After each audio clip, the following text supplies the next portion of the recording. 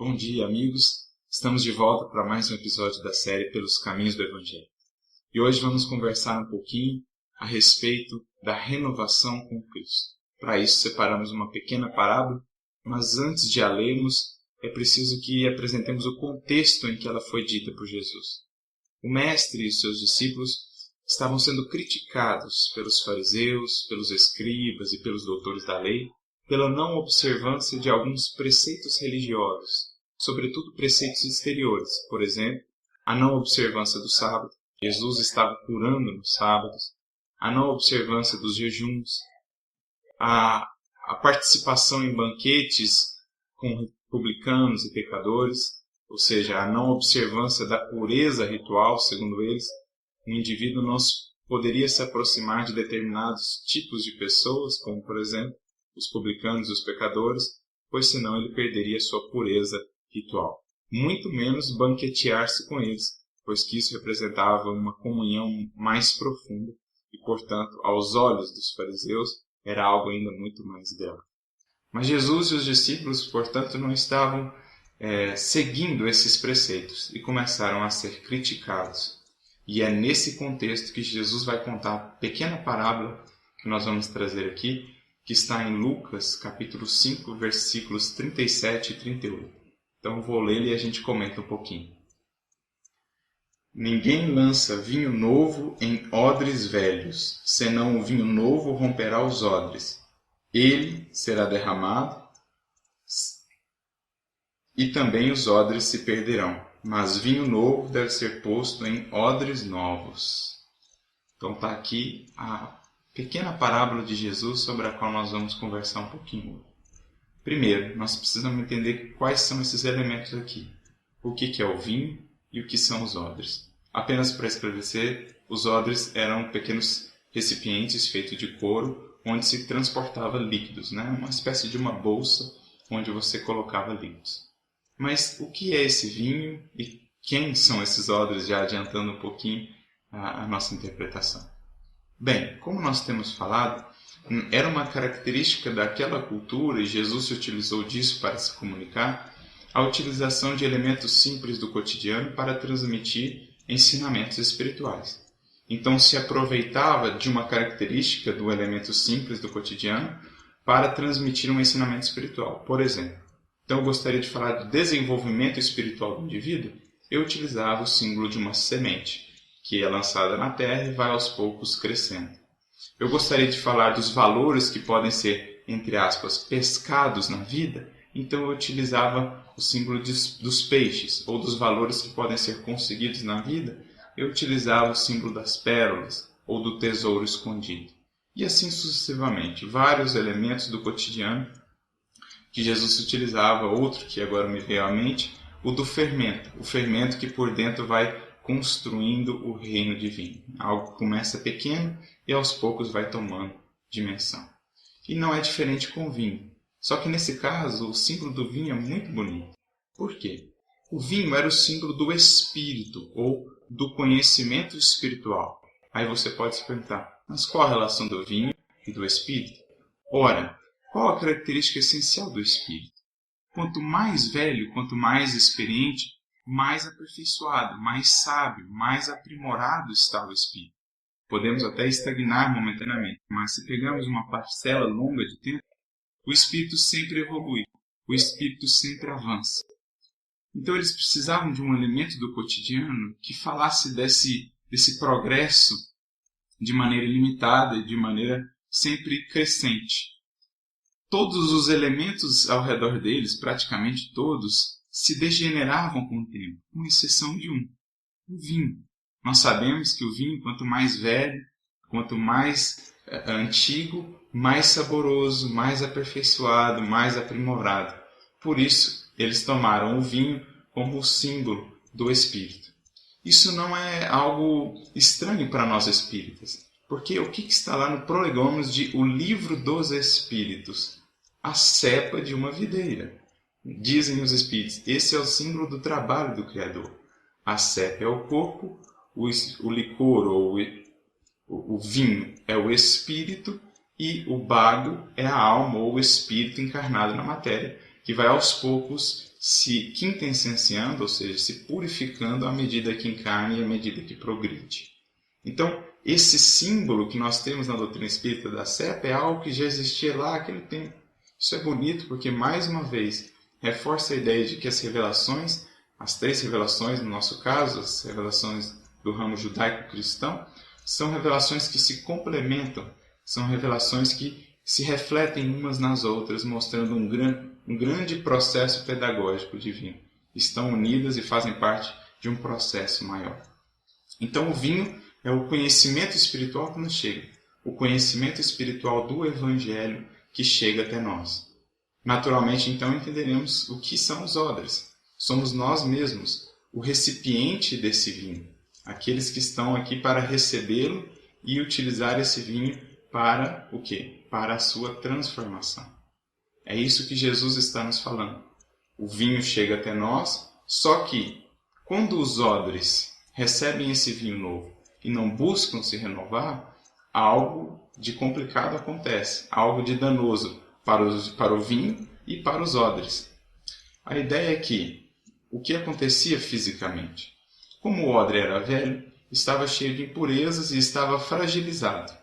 Quando ele recebia esse vinho novo, pelas impurezas que ele tinha e pela própria fermentação do vinho, isso ia gerando gás lá dentro, esse odre ia expandindo até o momento em que ele não resistisse mais e estourasse. Então essa era a ideia física. Jesus está falando que no reino do nosso espírito algo semelhante acontece, se nós recebemos o vinho e não buscamos nos transformar. Ao invés de ajudar, esse vinho acaba, muitas vezes, nos prejudicando. E como nós entendemos isso? Bem, para isso nós vamos para o ramo aqui da psicologia. Em 1950, o psicólogo americano Gordon Allport lançou um livro chamado O Indivíduo e Suas Religiões, em que ele trabalha uma ideia de orientação religiosa. E nesse primeiro livro, de 1950, ele trabalha a ideia de 2 tipos de orientação religiosa. A orientação madura e a orientação imatura. Em 67, esses termos foram atualizados para a orientação intrínseca, a madura, e extrínseca, a imatura. E o que ele percebeu? Qual era a característica de cada uma dessas orientações? A primeira delas, a extrínseca, é aquela em que o indivíduo vê na religião um meio de alcançar benefícios imediatos, sejam políticos, sejam sociais, sejam financeiros, enfim, sejam de poder. Ele vê na religiosidade um instrumento para alcançar os seus benefícios, aquilo que ele deseja e não talvez aquilo que seja melhor para a sua vida espiritual.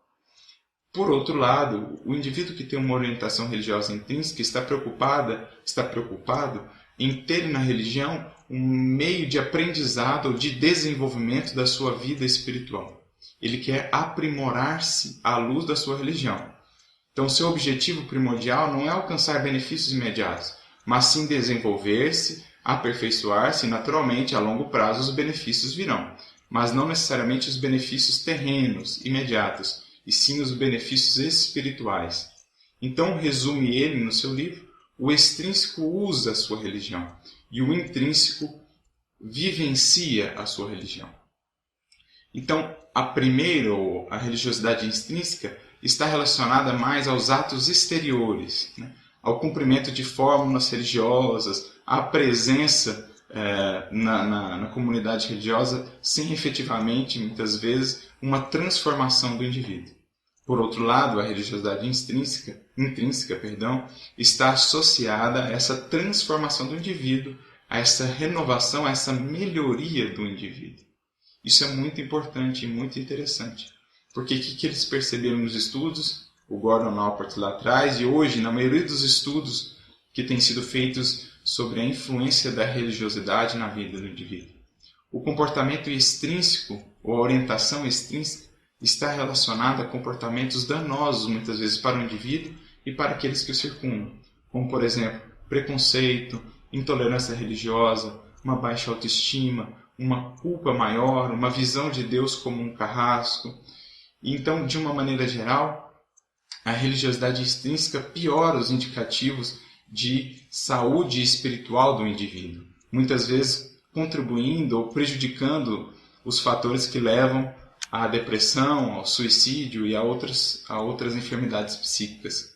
Por outro lado, o indivíduo que tem uma orientação religiosa intrínseca tem melhoras significativas nos seus fatores de qualidade de vida espiritual, ajudando a combater a combater e a prevenir o suicídio, a depressão e, enfim, todas as enfermidades psíquicas e emocionais que todos nós podemos ter. Então, a religiosidade que leva à transformação do indivíduo colabora na sua vida espiritual. Aquela outra que não leva a essa transformação acaba prejudicando muitas vezes a sua vida espiritual. No fundo, estamos descobrindo o que Jesus nos disse há 2000 anos atrás. Se eu recebo o vinho novo e não me preocupo em renovar o odre que sou eu, cedo ou tarde esse odre estourará e esse vinho será perdido. Ou seja, ele não atinge o seu objetivo, que é renovar o indivíduo. Pelo contrário, se eu recebo esse vinho novo e renovo o odre, aí sim eu estou alcançando o objetivo da minha busca religiosa.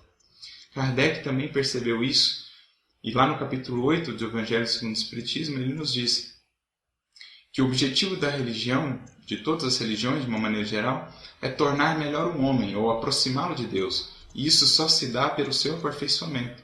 Então, toda religiosidade que está pautada mais no exterior do que no interior não alcança o seu objetivo essencial, que é o objetivo de aprimorar o homem, e pode muitas vezes levá-lo a comportamentos que são prejudiciais a ele mesmo e àqueles que convivem com ele. Segundo Kardec, por exemplo, a hipocrisia, a superstição, o fanatismo e esses outros que nós citamos.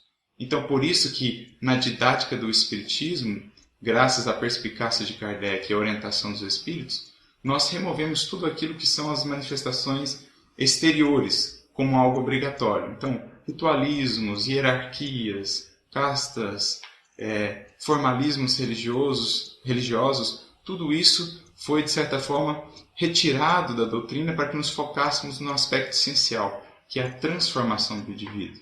Por isso, diz Kardec, reconhece o verdadeiro espírita pela sua transformação moral.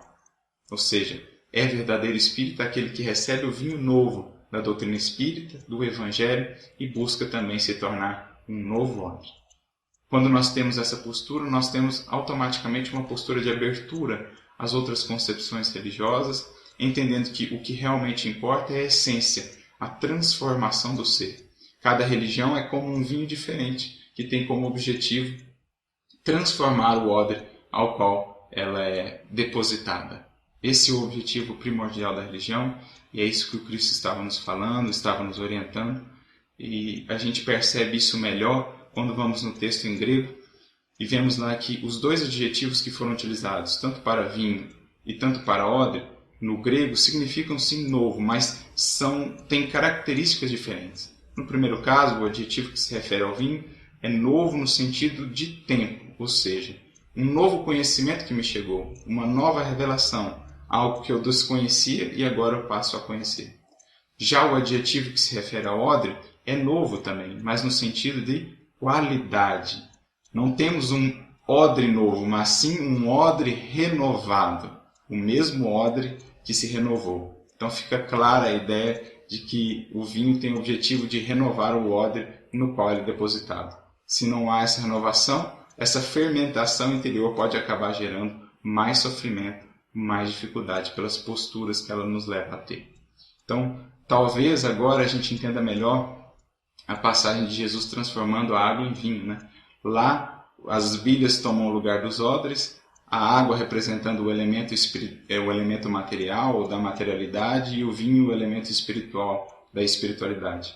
Ao toque do Cristo, vamos aos poucos nos transformando da água para o vinho, ou seja, da materialidade para a espiritualidade.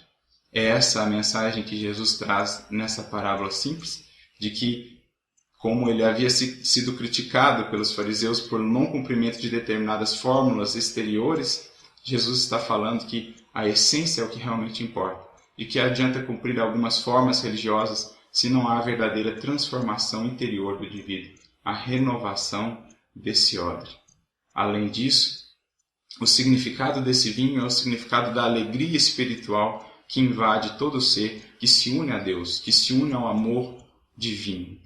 Quando Pedro pergunta a Jesus, isso está narrado no livro Boa Nova, capítulo 12, quando Pedro pergunta a Jesus por que ele transformou a água em vinho nas bodas de Caná, Jesus diz: Pedro, o vinho ali era bem o vinho da alegria com que quero selar a existência do reino de Deus nos corações. Então não é essa embriaguez física, mas uma embriaguez espiritual daqueles que experimentam, daqueles que bebem do amor divino. A alegria da comunhão com o nosso Pai. Que possamos receber então o vinho do Evangelho e nos tornarmos odre novo à luz dos ensinamentos do Cristo. Que possamos ser novas criaturas, pois como nos diz Paulo, quem está em Cristo, nova criatura é. Todas as coisas velhas já passaram, eis que tudo se fez novo. Que Deus nos abençoe nessa renovação e que Cristo seja sempre a nossa meta maior. Fiquem com Deus.